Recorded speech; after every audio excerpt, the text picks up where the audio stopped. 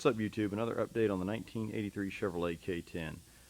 It's been about 3 weeks since our last update with Christmas and New Year's, and there's just not practical to do one. Had too much time spent with the family and also just covered up at work. For Christmas, we ended up getting Super Lift front and rear shocks. It actually helped the ride quite a bit since taking it over to the alignment shop, because it now has over 3,000 miles on it since it was put back together and put back on the road. So no major glitches as yet. A couple little quirky things. The right hand gas tank has got a small vapor leak. I've got to find that, and other than that, nothing really substantial. Did have the front ball joints replaced. I found a guy on eBay selling new old stock Dana Spicer ball joints. I had those put in. I had a mechanic that owed me a favor, so rather than go out and buy the ball joint press, I just went ahead and let him do it. So yeah, it's been over, had the alignment checked on it, and it still has play in the front end. The only thing it could be is the front bushings on the leaf springs, so that's what we're doing today. We're replacing those. Not going to be a step-by-step, more or less. Brought it into the office here. I've got it up on the lift, so took the front bolts loose, and I've used the lift to pull it away from the springs, and these things are a mother to get out. Tried just the old method of hitting them with a hammer. That didn't work. Hit them with PB Blaster. That didn't work.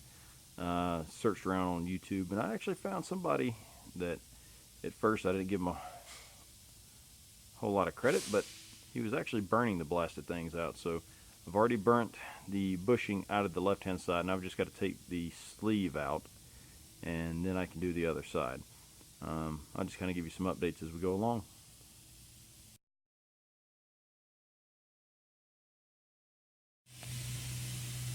Okay, YouTube, we're back. Just basically I used the torch to heat it up a little bit, then I used the air chisel just to punch it out of there. Pretty much want to be careful that you don't mess up the sides of this sleeve that it sets in. I'm going to take it now, and I will take some fine grit sandpaper, sand that down smooth, put a little bit of grease in there, and then I'll slide the energy suspension bushings in there so we've got those in place. Then I'll bolt this side back up. One tip, if you do it this way, if you look, there's a little bit of burning on the frame where I actually had to let it burn to burn that loose. So I'll also need to put some paint up there just to prevent corrosion later on. So now we have the bushings in place. I've gone ahead and I've lowered the truck back down on the lift. So the pins are almost lined up. We just got to do a little bit of adjustment and we'll bolt it down. Okay, so we've got the passenger side completely out.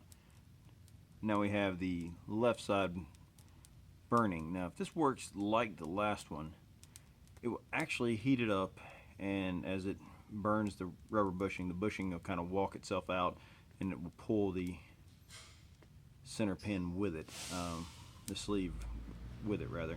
And then all you have to do is take and punch out a little outside ring. So it takes about 5 or 10 minutes for it to burn, because I don't have a oxygen acetylene torch. I've just got a little propane deal from Home Depot. So we'll wait on this and I'll check back in a minute. Everything's bolted back up.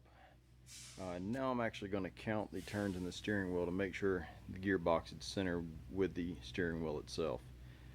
It feels like it's got about a turn, maybe a turn and a half more to the right than it does to the left. So get in here and we're going to check that out. Okay, so it's got about 2.5 turns to the right. Let's go to the left.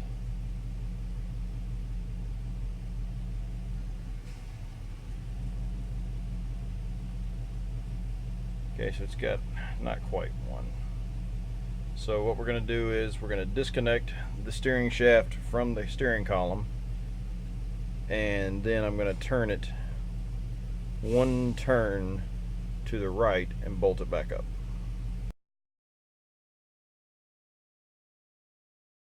Okay, YouTube, made all the adjustments we needed to. adjusted the drag link, adjusted the input shaft. So now we have a steering wheel that is as close to center as I can get it, and considering it's not half a turn out or a quarter turn out, I think I can live with it. So take it for a test drive. If there's anything that needs to be adjusted, we'll adjust it. But other than that, you guys have a great weekend.